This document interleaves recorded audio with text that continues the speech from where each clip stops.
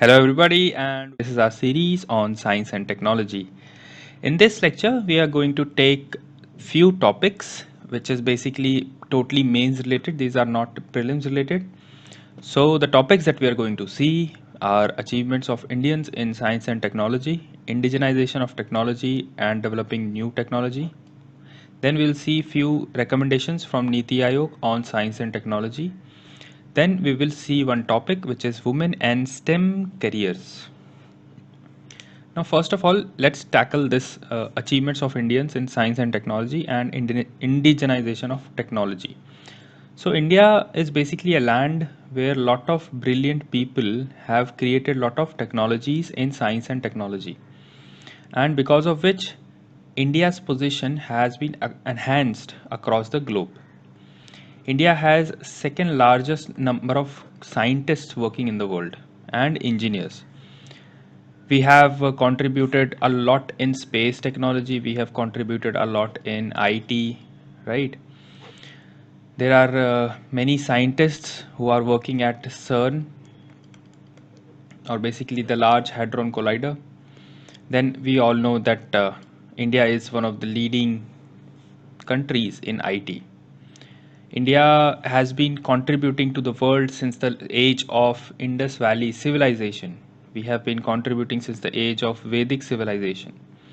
So, India as a land has created a lot of contributions which have seen or which have been basically utilized by world over.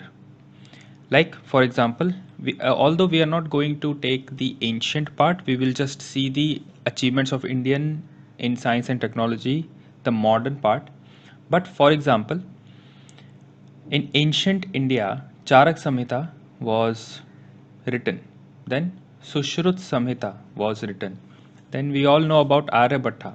He discovered the, or he explained eclipses. He said that Earth rotates on its axis, and he told that Earth is round.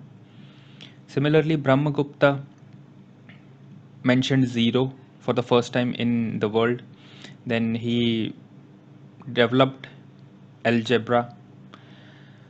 So we have been contributing to the world since ancient time. Alright, now let's come to the modern part, which is relevant for the examination. First, we'll see the space part. So I have divided the contributions and the people according to the field they were in. For example, space, then mathematics, physics, chemistry, and so on. One of the most important figureheads in science and technology is Vikram Sarabhai, or rather was Vikram Sarabhai. He has been one of the most influential persons in the field of science and technology in India. Why this was is in news? Because in 2019 it was his 100th birth anniversary. So UPSC tends to ask 1 or 2 years old things. So this is quite important in that sense. So ISRO is planning a year-long program because of the 100th birth anniversary of Vikram Sarabhai. He is called as the father of India's space program. He established the Indian National Committee for Space Research in 1962. Now, this committee was later formed into ISRO, or basically renamed as ISRO later on.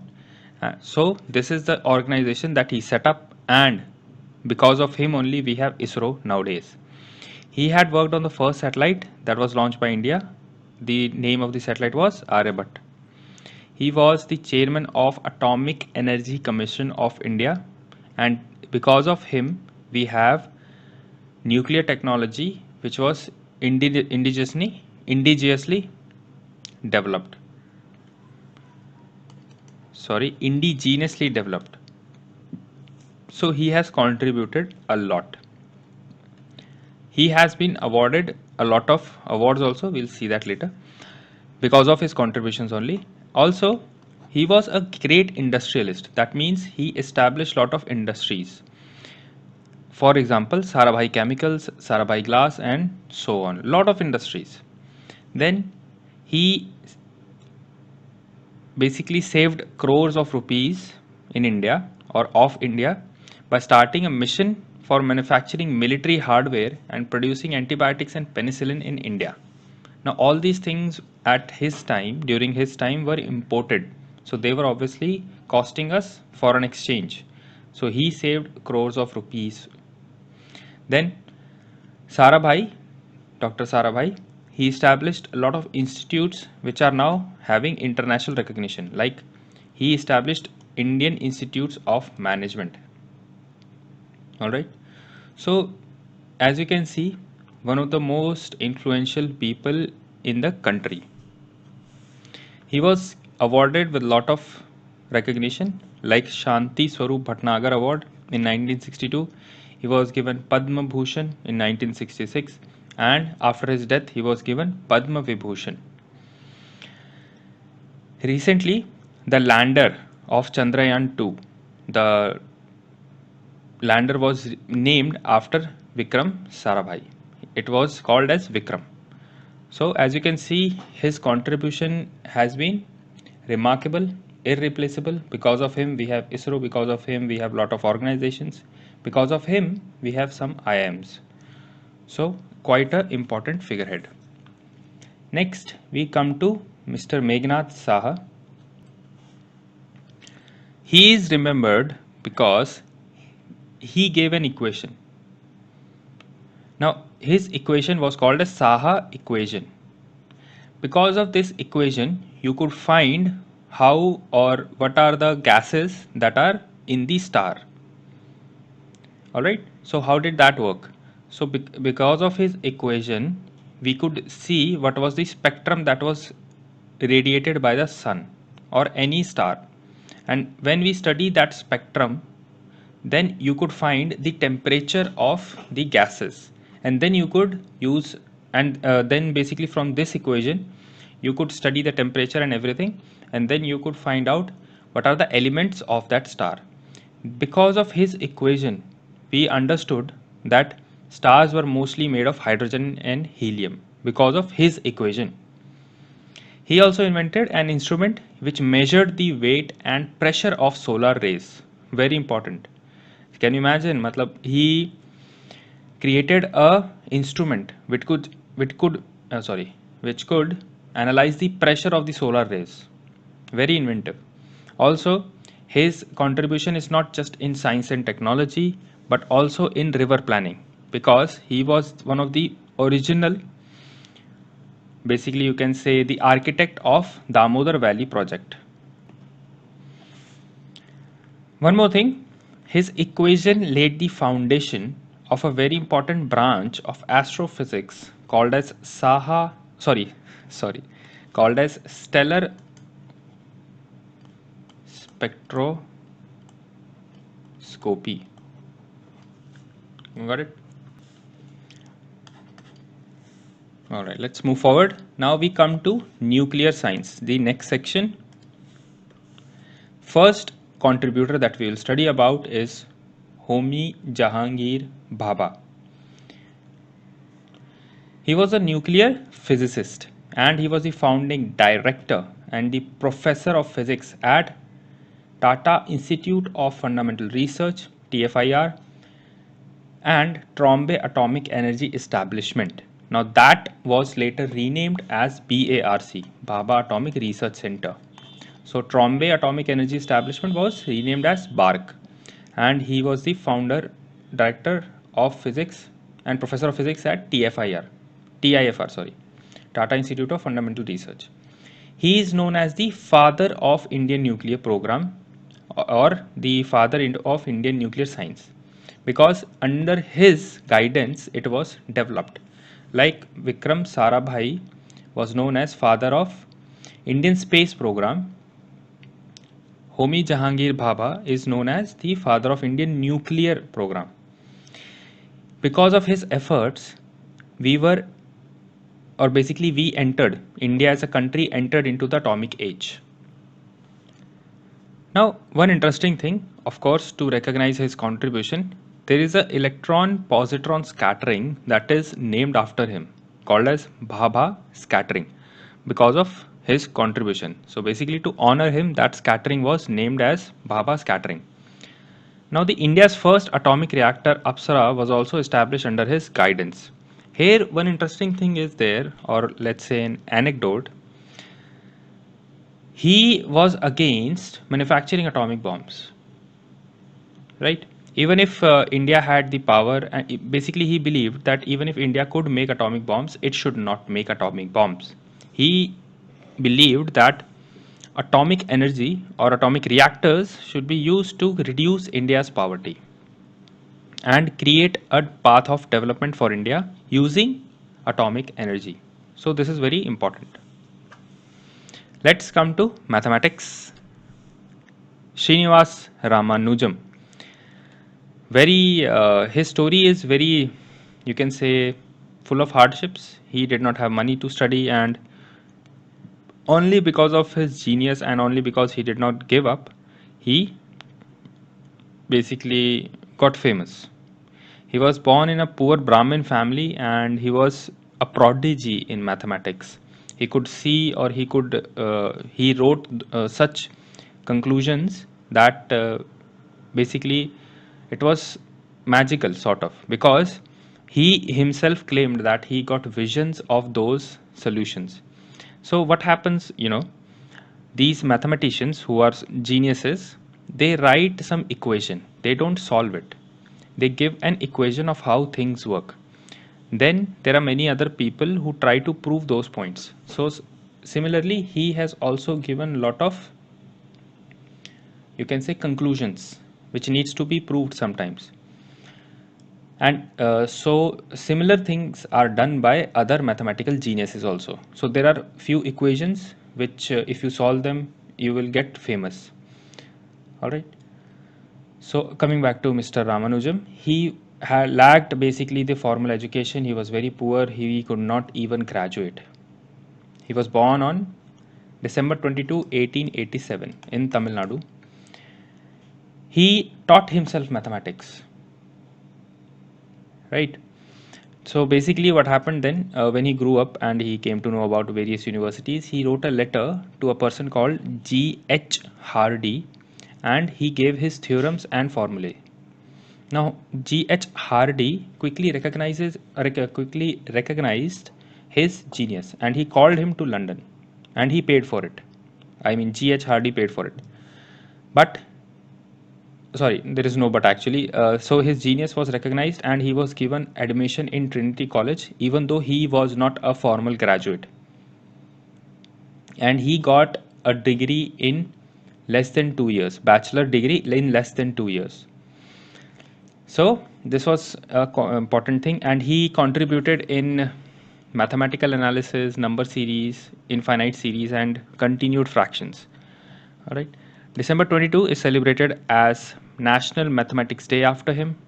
Without formal training, one of the important point is he was still allowed to become a fellow of Royal Society of London. So just think about it. Such a genius person that he went out to another country and left a mark there. Now coming to chemistry. All right. Before moving on to chemistry, I would like to mention Mr. Mahalanobis. He was also a very important mathematician and a statistician. Because of him, we have a second. Basically, the second 5-year plan was called as Mahalanobis plan, and he laid the foundation, or his plan laid the foundation of heavy industries in India. Mr. Mahalanobis. All right. So the person to study here is Acharya Prafull Chandra Ray, Acharya PC Ray. All right. So he basically, you can say that he set up the industrialization, or his belief was that India. Sorry, he did not set up industrialization, but his belief was that India could progress only because of industrialization. And what he set up was the first chemistry factory in India. At that and in the year 1901, just imagine, at that time he set up the first chemical factory in India, wherein he started that chemical work from his home. So we should start. Basically, this is a motivation for every UPSC aspirant out there. Start with what you have, do what you can. He was a scientist and he was also an entrepreneur, because he started first of all a chemical factory, then he was himself a scientist, and he's thought he is respected as a father of Indian pharmaceutical industry, or you can say also father of chemistry in India. Now, the Royal Society of Chemistry has dedicated a plaque, or basically it's sort of a plate for Mr. Praful Ray. They have given him a chemical landmark plaque. All right, and why this is important? Because he is the first non-European to be conferred with this honor. Getting the point? So very important person. He contributed a lot to India's pharmaceutical industry and to the chemical sciences in India. Coming to the next person, Mr. Hargobind Khurana. He was the first one to create an artificial gene in India. Later on, basically due to his work, biotechnology and gene therapy were advanced, because his work led to advancement in biotechnology and gene therapy. There is a scheme, or rather a program known as Khurana program, and in it there will be a collaboration between the scientists and industrialists in United States and India. He has shared the 1968 Nobel Prize for Physiology with Marshall W. and Robert W. Hawley for research, and that research was that they found out how to control the cell's synthesis of proteins. Now, proteins make up our body, and he found out with the team that how the cell produces proteins. So he and two other people were given the 1968 Nobel Prize for Physiology. All right. Next, we come to Dr. Asima Chatterjee. She has worked on compounds called as alkaloids, which are made from plants that have helped to create a whole range of anti-cancer drugs. So you can imagine the contribution that she has had in the world. She has helped in development of anti-cancer drugs. Now, what are alkaloids? These are compounds which are made from plants to treat medical ailments. Got it? She also helped finding anti-malarial drugs, and she was one of the earliest PhD in science holding women in India. Okay, so basically she was the one of the earliest female PhD holders in India, and she was also the first woman to be elected as the General President of Indian Science Congress. And this Indian Science Congress is a premier scientific institute which oversees scientific research. And she was also given SS Bhatnagar Award, which was also given to Vikram Sarabhai. She has also got CV Raman Award, PC Ray Award. PC Ray, we have just read about Mr. Praful Chandra Ray, right? So, very important contribution. Let's come to the next part, physics. The first person that we are going to see is Sir C.V. Raman. He was one of the most famous scientists in India. So, Sir Chandrasekhar V. Raman. He is also a Nobel Prize winner. So, he discovered basically when light travels through a transparent material, some of the deflected light, all right, changes its wavelength. This phenomena is called as Raman scattering and is the result of Raman effect. Now, C.V. Raman won the Nobel Prize for Physics in 1930 on the same work, which is the scattering of light. He was born on November 7, 1888, and he was first Asian and non-white person to receive any Nobel Prize in the sciences. So this is basically the level of his contribution.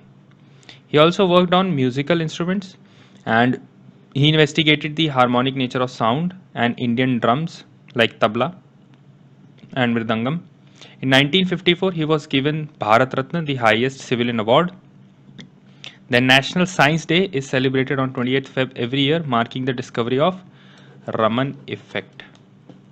Now, why he has been in news recently?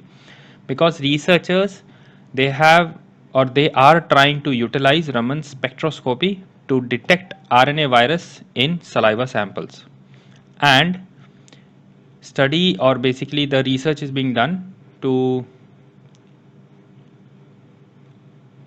basically create a quick test for COVID proof, and that will be using Raman scattering. So that is why he was in news like this. So detecting RNA virus, these are cutouts from Hindu articles.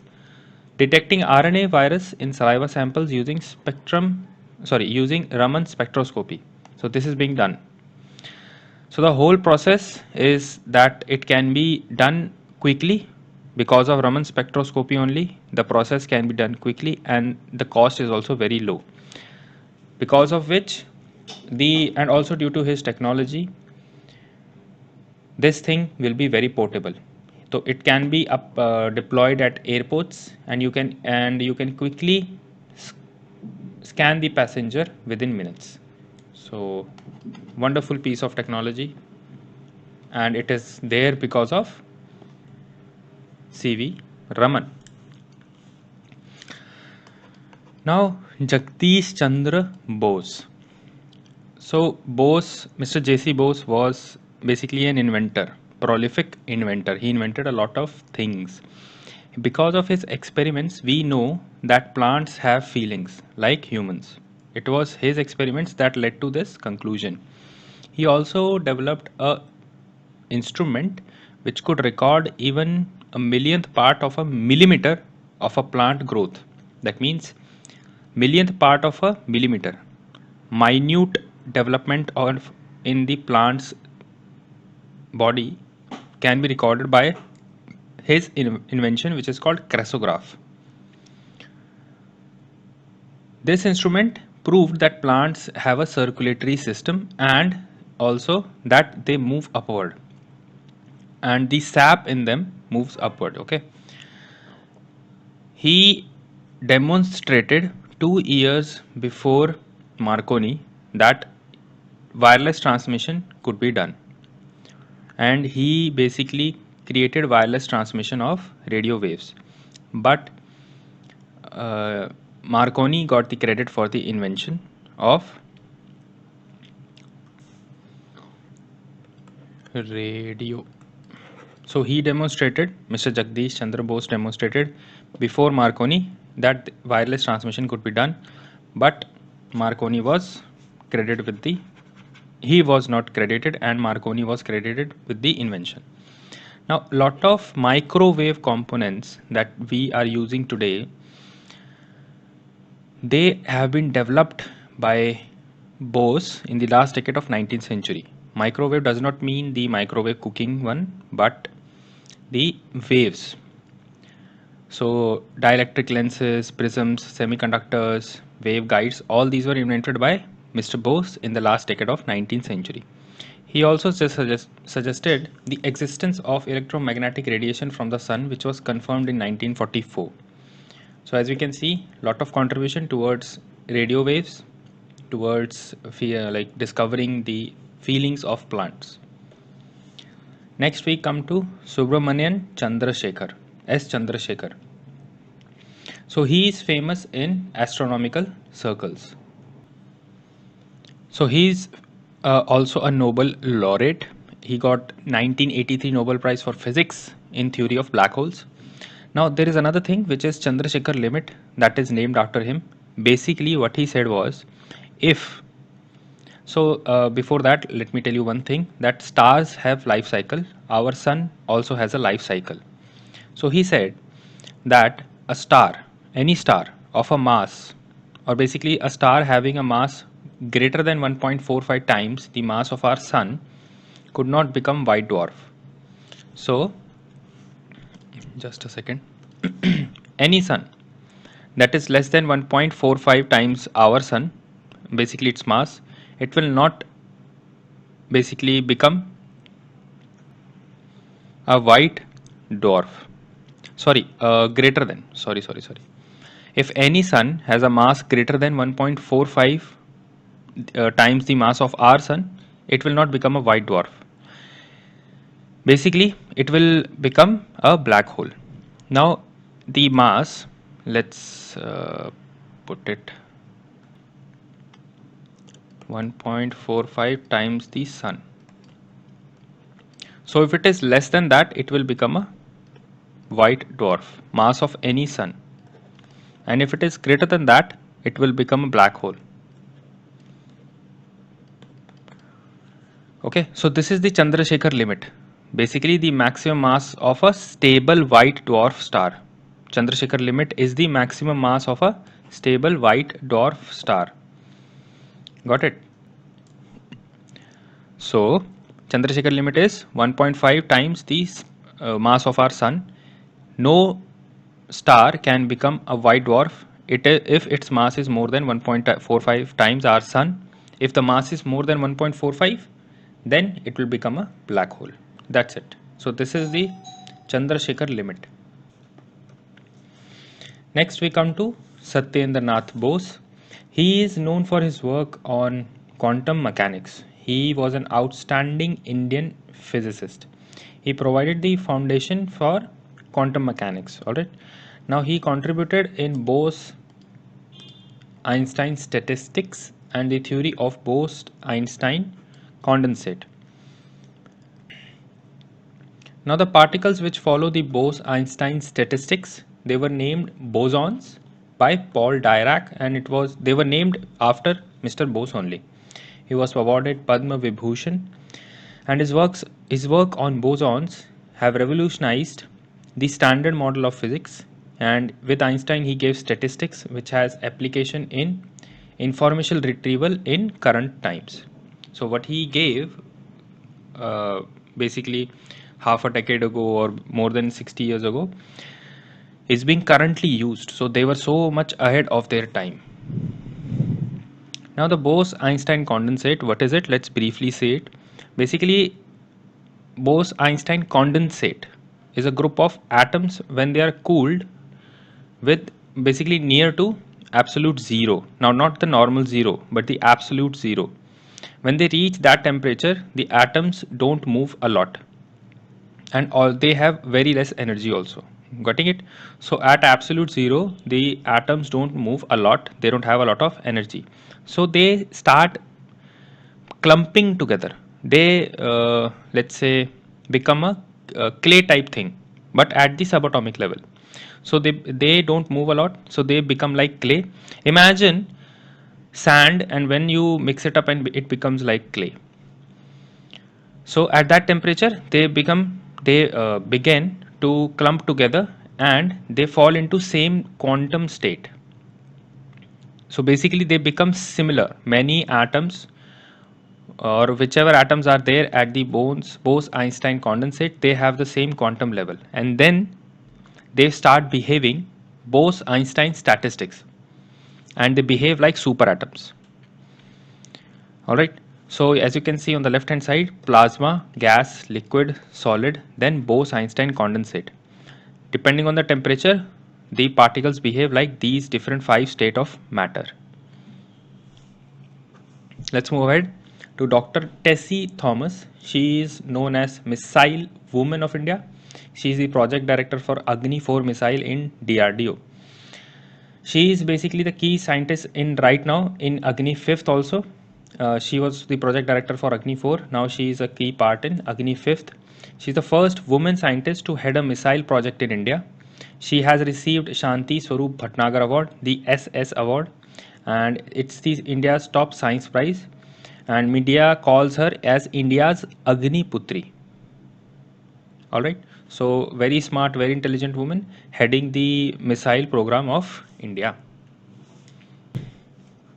Now the institution, that is ISRO, we'll discuss about this briefly. It has contributed a lot to the Indian scientific and space technology. So PSLV is one of the major contributions. It is one of the most reliable and affordable launch vehicles for satellites. It has become the favorite launch vehicle of developed nation also. So many developed nation in European Union, they send their satellites to us for launch. All right, it is very low cost and high reliability launch vehicle. There has been a record of launch of 104 satellites by PSLV. India's Chandrayaan mission, this was sent to understand the chemical characteristics of the moon, and Chandrayaan even managed to hoist the Indian flag on the moon. And India is also the first country to reach Mars in the very first attempt. And this was called the Mars Orbital Mission or Orbiter Mission Mangalyaan. Its budget was just 450 crores, and it was the least expensive mission to Mars in 2014. Next we come to NAVIC, navigation with Indian constellation. It will provide reliable GPS like function for military and civilians both. Then development of fuel efficient scramjet engine, which is a very important development in the world. This will decrease the cost of satellite launch.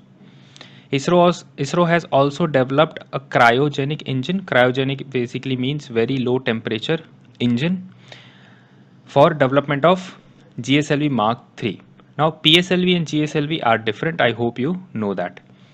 Built at low cost of 95 crores, the reusable launch vehicle by ISRO will reduce the cost of satellite by reusing the space shuttles. And that is also going on. Now let's come to the next part of the lecture, which is the indigenization of technology and developing new technology. Till now we have seen the contribution by individuals, and even we have seen an organization now. So we will see about indigenization.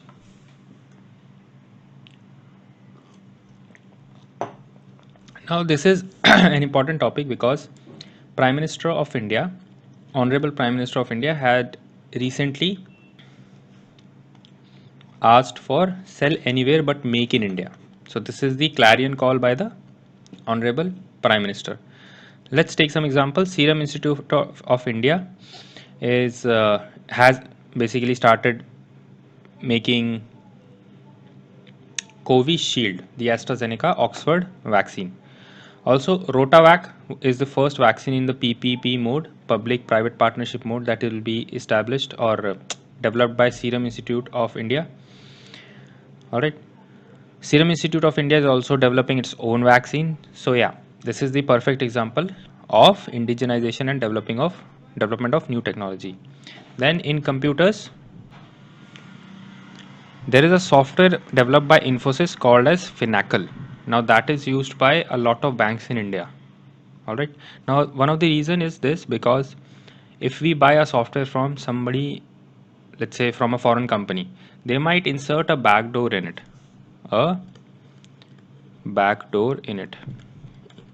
So which is also harmful for India. So we are using a locally developed software. Other examples that we can have are in energy. Jawaharlal Nehru National Solar Mission is aimed at developing domestic solar industry, domestic manufacturing, domestic fabrication, domestic assembly, and domestic repair. Then in defense, lot of things have been developed, especially after the establishment of DRDO, like INSAS rifle, Arjun tank.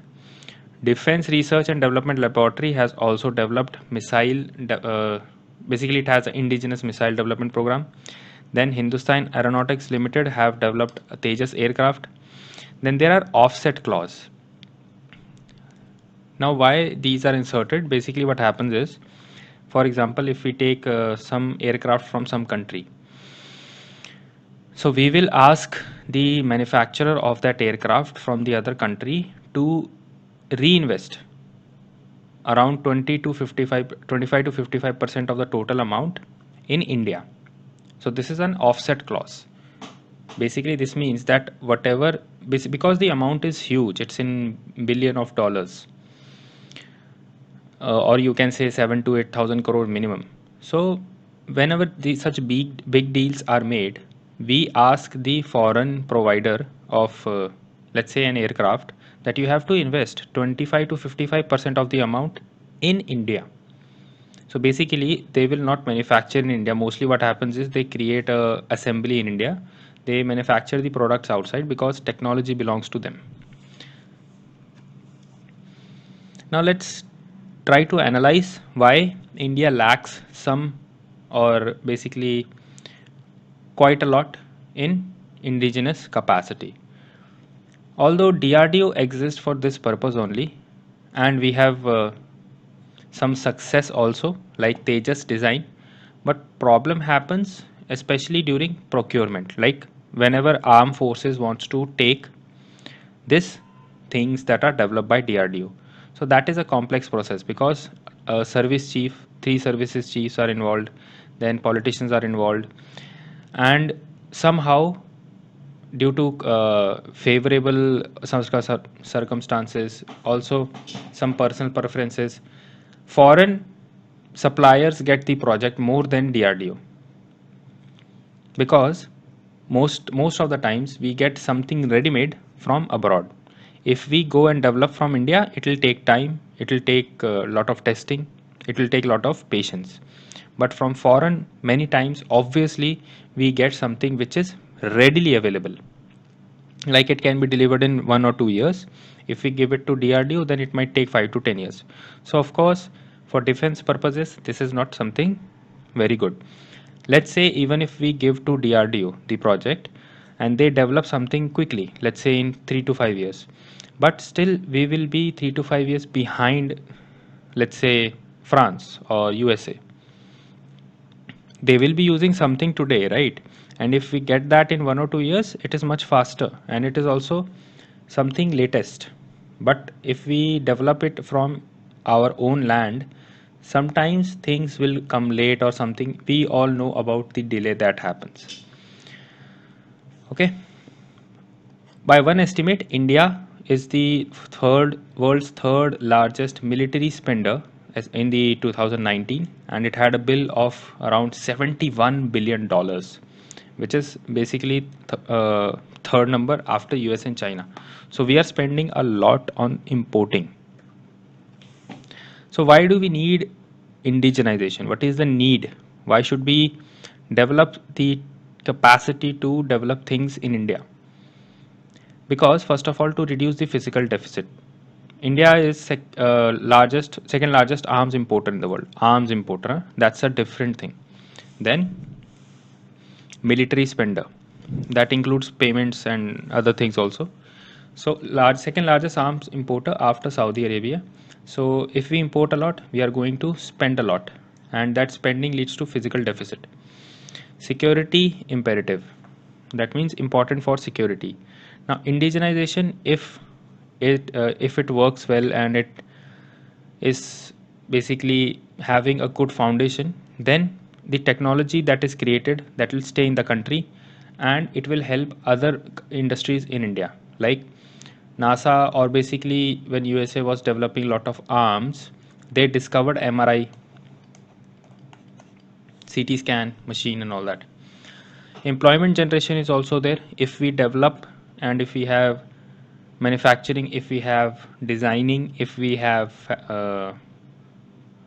maintenance, all these facilities in India with regards to defense, then of course it will create a lot of employment. Then strategic capability, that means we will be self-reliant, we will not be dependent on any country in the times of need. Now here you can imagine, like let's say we are in a war, let's say with a country which is supported by Russia, let's say. All right. So we get a lot of defense products from Russia.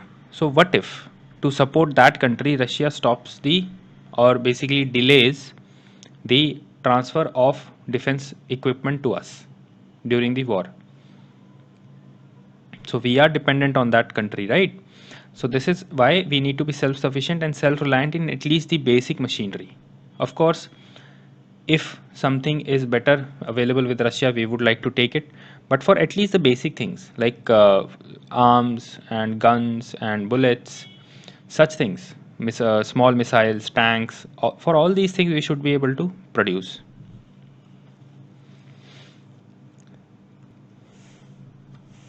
Let's move ahead. Now let's see the issues and challenges in partnership with private players, because the government cannot do everything by itself. It has to outsource something. So what are the issues while dealing with private players in indigenization? We are learning about issues and challenges because till now efforts to get private sector involved, they have not resulted into something concrete. And we have a lot of schemes also. So that is why we are studying about the issues and challenges. So there is a long acquisition process that might be somewhat to blame. That means the private player will ask for something today and they will get it after 2 3 years. So that is not something which should be done. This is basically, I'm talking about red tapeism. Then companies are not interested, or sometimes they are apprehensive without an assurance of a ready market. That means if you want private person to develop something, they always want some profit out of it, and that is basically how business is run. So if company develops something, they want that they should be at least be able to sell their product with some profit. What if they start developing something, it takes 4 5 years, and everything in every big thing in defense takes a lot of time to manufacture. So if they, let's say a company develops, but after 3 4 years the government procures that same thing from some foreign supplier, so things are not going well for the company, so they are apprehensive to invest.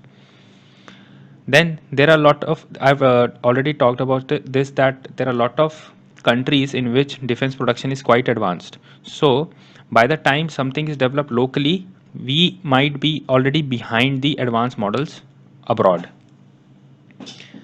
Then in USA we can see that many spin-off from defense research, basically the, like I've talked about MRI and a lot of other, Kevlar.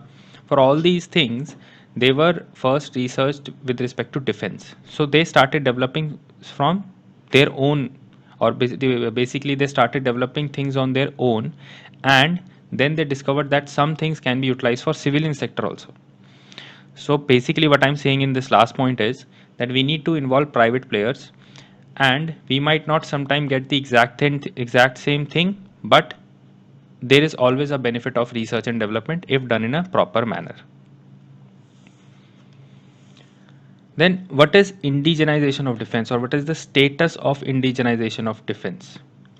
We all know that no country in the world which wants to be superpower or a great power, no country can stand without some local production. If they have to be self-reliant in defense production, otherwise they will always be dependent. Like I've given you an example of dependency during war. So this is why Make in India program was launched. Now India accounts for basically 12% of the global arms import. We import 12% of the global arm. Then recently finance minister said that they will promote self-reliance in defense production. After COVID-19, lot of production has stopped, and we are also not getting a lot of material. So this has created an awareness in policymakers that yes, we need to have indigenization in terms of civil and defense sectors. India is surrounded by, next point, India is surrounded by a lot of, we can say, unfavorable neighbors. Hence, looking at our security environment, it is important that we should have a robust defense manufacturing capacity. Next point is new defense procurement procedures. They are being formulated under, basically after seeing the COVID issue and after seeing that how we are dependent on external supply chains. Also, our Chief of Defense Staff is tasked with promoting indigenous equipment in the armed forces. All right, so a lot of things are being done. Government has realized that we need to do this. We need to develop indigenization in order to become a superpower or a great power. Now, what are the government steps that have been taken? Please remember on the only the left ones. The right ones are just to explain things.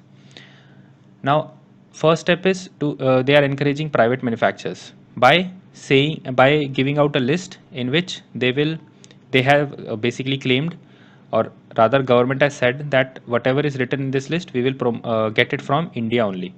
Then time bound procurement. Government has said that we will procure in a time bound manner. We will change how we basically procure and test some defense equipment. So red tapeism they want to reduce. Then corporatization of ordnance factory board. Corporatization basically means that the things will be a little bit private. They will be run in a professional manner. Then FDI limit increased to 74% by automatic route.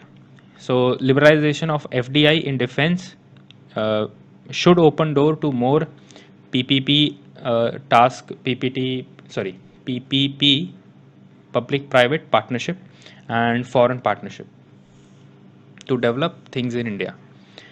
Although I have taken examples earlier, but here you can see in depth, like Tejas, the light combat aircraft designed by HAL. Then Defense Ministry has taken a lot of projects like Project 75, Project 15B. Why I am not explaining these? Because these are already explained in the defense part, and in mains you just need to remember the name of all this. For your information, I have written other things. Then Arihant is there, which was first nuclear submarine, which was completely developed in India. Then Agni fifth, Dhanush, all right, Pinaka multi-barrel rocket. Also, India has potential to reach a stage where it can take over anything or basically take over a lot of countries. But for that, we need to properly first develop the procurement process. Now, let's talk about space technology and its indigenization. Till now, we have talked about, first we talked about our basic indigenization, then we focused on defense. Now we are focusing on space. So what are the implications or why we should focus on indigenization of space? Autonomy. Autonomy means we can develop whatever we want. We can do whatever we want. We can launch any satellite that we want. We can produce any satellite that we want. So autonomy means this power. And this power will only be developed if we have some indigenous or local manufacturing. Then global image. Already due to ISRO and its launch capabilities, our space sector is being respected a lot. So if we develop a lot of things in the country itself, again it will improve our global image. Then data security. A lot of data that is created in India, it goes out of India because it is created by using instrument of other companies. For example, GPS. But now India has developed its own GPS called as NAVIC. Then real-time data. If we develop our own military and basically weather equipment in which we don't have to rely on sensors and machines of other companies. See, what happens is for many things we are dependent on satellite of other people. So we get data from that. And of course that comes with a little bit of delay because that will first go to the host home country and then it will come to us. So if we have our own satellites, we have our own weather stations, it will give us accurate data and real time. Then it will improve bilateral relations because there are many countries which cannot have their own launching capabilities because they are not that rich or they don't have the technology. For example, in recent times, in the last 2-3 months in 2021, India has given its COVID vaccine to a lot of countries because they cannot simply manufacture it. So this is improving India's relation in the world. So same thing can be done here. Then support to neighboring countries. For example, we have a SARC satellite. Now we are able to afford, like we have literally gifted satellite. So we are able to afford this because we can do this. So if we can develop more indigenization capacity, then we can support our neighboring countries, and basically they can help us against China. Recognition in global forum. If you are self-sufficient, then you get, basically what happens is, after nuclear program, India was respected and its voice was heard in the global forums. So if we develop such technologies in India itself, we will be, or our voice will get some support. Commercially it is beneficial, of course, because right now ISRO launches satellites for a lot of countries, so it leads to incoming of income. Then suitable with the local needs. Lot of time this happens that whatever we import, that is developed for some other country, some other people, right? But whenever we want something to work in India, it needs to work like the needs, or it needs to work for the requirement of our local people. For example, GPS is not available in many regional languages. Navic, which is the India's GPS, will be available in regional languages. Benefit of indigenization of defense. Now coming to the defense part. It will, if we boost the indigenization of defense production, it will reduce fiscal deficit, it will improve national security, it will generate forex by exporting defense equipment, and it will lead to more R&D in defense sector, it will lead to self-reliance, it will increase employment. So short of, basically sort of a summary of what we have discussed till now. Now this is an example that Navy aims to achieve full indigenization for warship construction from building to weapons, and this is a plan spanning 15 years. All right. So, and India's first indigenous aircraft carrier is INS Vikrant. All right. Then coming to another example, that Rajnath Singh, he launched an online portal to promote indigenization in defense production. Okay. Now these things basically, what is an online portal? So such things help the investors get a clarity on what to do, on how to do, on whom to approach. Now, as we end this topic, of course, we need to see what can be done, or what solutions can you propose if anything comes on indigenization. First, you can say that emphasis on Make in India is fine. It's an admirable scheme, but implementation is very important. Then some of the steps that can be taken to improve this Make in India and indigenization is permanent arbitration cell. Basically, arbitration means that if there is some dispute, we need to have a proper place to solve it. Then we need to boost the private sector, because private sector brings competition, private sector brings new technology.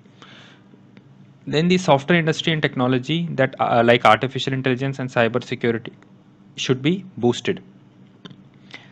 And we need to develop these chips are basically microprocessors. They should be we should be able to develop it in India, to develop our own manufacturing line. Then providing financial and administrative autonomy to DRDO, just like ISRO. Also, to the defense PSUs, we need to provide a financial and administrative autonomy, like also ordnance factory boards. These need to be made independent and run professionally in order to complete tasks on time. Lastly, we need to focus on a robust supply chain. Supply chain basically means from raw material to the final product and when it reaches the customer. So this supply chain should be made robust. That means a strong independent supply chain that basically provides everything on time. This will also reduce the cost, and then private sector will get attracted. So this is the discussion pertaining to indigenization. We have seen normal indigenization, we have seen way forward, how to improve it. You can use these steps in any indigenization, in make space, defense, or any other thing that if UPSC invents. Basically question they invent any new question on this.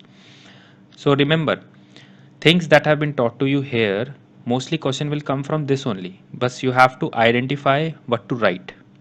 So we have discussed indigenization of defense examples. We have taken indigenization of space examples. All right.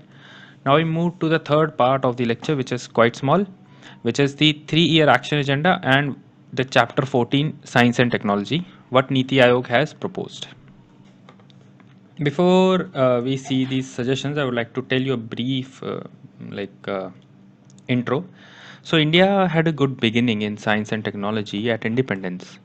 By 1970, we had ISRO, we had BARC, then we had a lot of IITs, then we had Tata Institute of Fundamental Research, we had Indian Institute of Sciences, and like I've discussed, like contribution of scientists and all.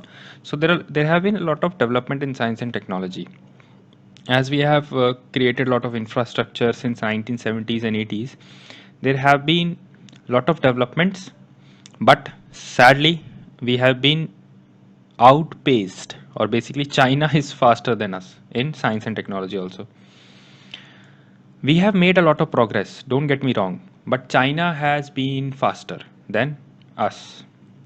So in the next 15-20 years, we need a lot of development, especially in the things that are coming up, like AI, biotech, nanotech, quantum computing. In all these things, we need to develop things very fast so that we become a global leader. All right. So this is the factors that have held back India's progress in science and technology. So if any time some essay comes or some question comes, you can directly write these things down because these are quoted from a government report. Now please focus on the things that I've highlighted for you. First point is public funding on research and development, that is quite low. It's 0.82% of the GDP. China and South Korea have invested 1.8 and 3.7 respectively. Private investment, second point, private investment on R&D also remains low. Third point is management of science and tech initiatives is inefficient and non-uniform. So these are two keywords. Now you can use these two keywords to criticize any government scheme, that it is inefficient or non-uniform. No government scheme is, you can say, bad. Never write that thing in the paper. Always write it as inefficient or non-uniform. Getting the point? So these are two keywords which you can use. Basically, why they are inefficient? Because of bureaucratic hurdles. Because departments work differently than each other. They work in silos. They don't work together. Fourth, government schemes, they have produced inadequate results. Another way of criticizing. So these government documents teach you how to beautifully criticize, right? So these words, please note them down, and you can criticize any scheme using these three words. So existing schemes have duplication of effort, like center is doing the same thing, state government is also doing the same thing. There are long approval times, basically red tapeism. Then guidelines are not there. Fifth point, technological development in very important sectors has been slow, like agriculture, energy, waste management, health. They have not witnessed a lot of development in technology. Agriculture is also one of the, like 70% of the population depends on agriculture for employment. 50% is directly employed. We depend on food, obviously, for our survival. That means we depend on agriculture. But still, the technological development in agriculture has not been as fast as we need it to be. Then the lack of well functioning national ecosystem. That means for a startup or for any research, we need incubators. We need people who can guide you. We need mentors. In UPSC preparation also, you need mentors. That is why you have joined us. So all these things are very important in order to develop something. Then the higher education system has lagged in terms of R&D. So the last point is basically about the education system, right? That it has not created people that can actually scientifically research on things. And of course, research at university is also quite low. So don't read and remember and revise more than what I've highlighted for you. This is enough. So what are the priority sectors that have been given in this report for science and technology interventions? That means we should take a focused approach on these sectors with respect to science and technology. That means we need to improve these 6 sectors with science and technology because they have the most effect on our social and economic challenges. All right. And this is already done by countries like China and South Korea. So we should draw lessons from these countries and their experiences and allocate more resources to water management, agriculture, energy, health, connectivity, security. So this is very important. These sectors are very important for future interventions. Also, there had been one essay that the dreams that should not let India sleep. So these 6 points can actually help over there. That you can say that dreams of water management, agriculture development, energy development, health management, connectivity management, broadband, 5G, and all that, security of border and women issues. So everybody, many people actually wrote in the way of social, economic, political challenges. If you would have written it in this way, marks would have been very different, because this is another perspective, right? So basically we are going to write the same things only, but it's all about how you write it, how you mention it. So give something different to get different marks. Now last topic in this lecture, women in STEM careers. STEM means science, technology, engineering, science, technology, engineering, mathematics, and medicine. So here we will be discussing briefly about women in STEM careers. Now, one of the quotation that I want to start with is, there is no problem in science that can be solved by a man that cannot be solved by a woman. Basically, Vera Rubin said this, and she means that any problem that can be solved by a man in science can be solved by a woman. So she was the astronomer who discovered dark matter, and she is a strong proponent of women in science. Also, according another fact I want to bring for your benefit. According to Mastercard research, 93% of girls surveyed in India between 12 and 14 years, they considered the STEM careers early on. That means they want to do STEM, or they want to develop themselves in STEM careers. But because of the male domination of the industry, 38% believe that they might not be able to take it up. So this is basically that people want but they cannot. So let us see the reasons why they cannot. Why, or what are the barriers because of which women cannot or are not able to enter into the STEM careers. Now, first barrier is cultural and historical gender stereotypes. That means it is thought that females are unfit for intellectual domains. That means they are basically not, you can say, strong enough or not logical enough for intellectual domains. This is the discrimination or stereotype that has come up. Especially second point is important, that they are thought that they are not stable talent. Basically, due to pregnancy and sometimes they have to focus on housework also. So companies think that they are not a stable talent. Second barrier is lack of support in home, and hence double burden syndrome. That means family is not supporting at home. If family supports, then education and career of women will grow a lot. If family is not supporting, even the original family and the family after marriage, both the families, if they are supporting, then women can grow. Otherwise, many times they are given responsibility of family, and then of course they have to leave the job because they cannot of course manage both the things. So dual burden leads to barrier to growth in STEM careers. So I hope you know what is dual burden. Basically, they are expected to handle the job also and the work, home also, the responsibilities at home also. Third barrier is lack of infrastructure. For example, one of the most easily identified example is that toilets are not maintained. And one of the most important safety feature, or one of the most important feature that can make a female comfortable, is availability of good toilets in the institution. So even today, 11% 11% of colleges in India, they are reserved for women. But most of the programs are given are art and commerce rather than science.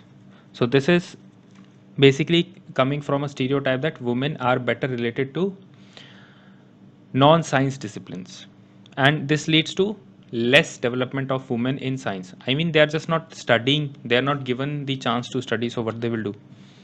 Fourth barrier is paucity or lack of women role models. This is an unfortunate development because women are not able to develop themselves fully. But there are few women who are role models, and we'll discuss about them. Fifth barrier is work environment. Basically, like I said, there is lack of toilets, availability of toilets in infrastructure, in schools, offices, and so on. Then there is work environment. That means people have the discrimination against women, that they cannot handle tough tasks or they should not be paid more. And of course, lot of women do not rise in the higher ranks of management. So there is a glass ceiling.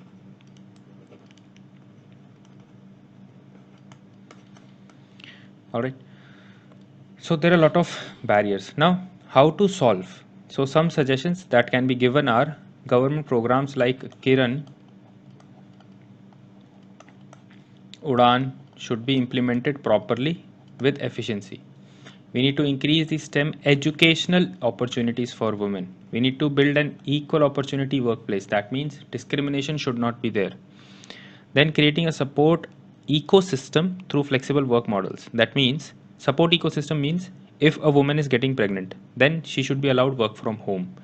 If and not just while being pregnant, after the child is born, that applies to father also, that father should be able to help the mother, because right now we talk about maternal leave when the parent is pregnant, but we do not talk about paternal leave, right? Like right now there are many companies who are doing work from home, so why not allow work from home for women? They can easily handle it, they will be able to handle it. I have seen it work, my even my mother works, so I've seen these things closely. All right, now let's come to role models. First role model that I want to discuss is Roshni Nadar. So she is a businesswoman. She is chairperson of HCL Technologies, and she is the first woman to lead a listed IT company in India. Listed means it is listed on stock market. She was ranked 54th on the Forbes World's 100 Most Powerful Women. So quite a big achievement.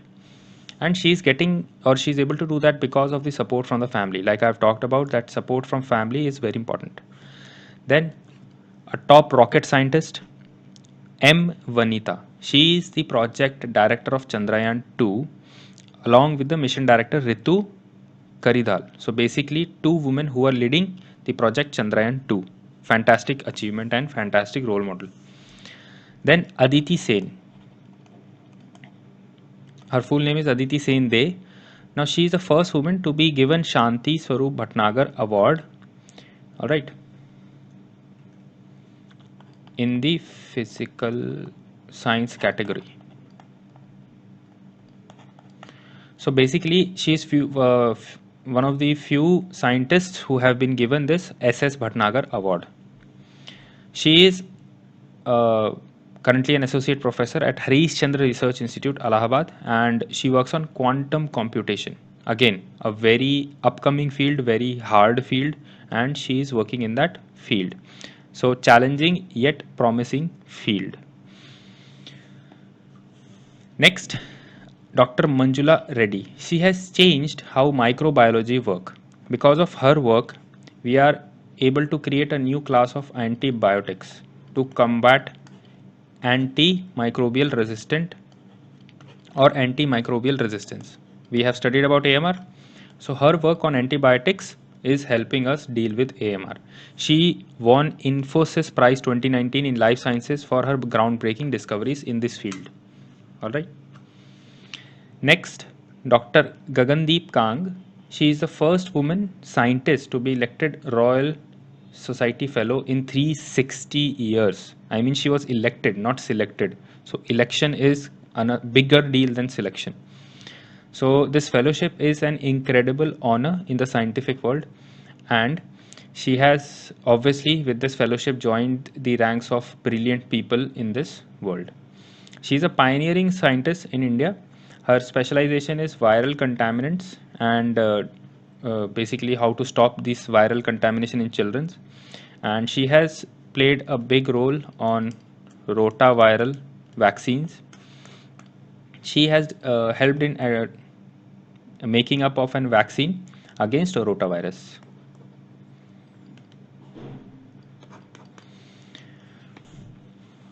So these were some role models that I wanted you to know so that you can write these examples in case studies, in essays, in answers, because in this way very few people teach, and these role models obviously these are hidden from general limelight. All right, so please take note of these great women and please write their examples. Finally, to end this section, I would like to say that not just in STEM, but in other areas also, India has a long way to go in order to improve the presence of women in these industries. According to World Economic Forum, WEF, it releases a report, gender gap report. It will take 257 years to eliminate the gender gap pay uh, in the workforce right now, and India ranks 112 in the global gender gap index in 2020. So these are two facts that can make you realize how far we are, and we need to work a lot in order to improve the female participation in labor force and making things simpler for them to achieve more than they are doing or than they are achieving right now. All right, so that is all for this lecture. Thank you everybody, thank you for listening, thank you for your patience, and I hope you have learned something today. If there is anything, any difficulty or any doubt of any sort, please let us know. We'll be happy to resolve it for you. All right, so that is all for me for this lecture. I'll see you in the next one. Till then, do revise and take care.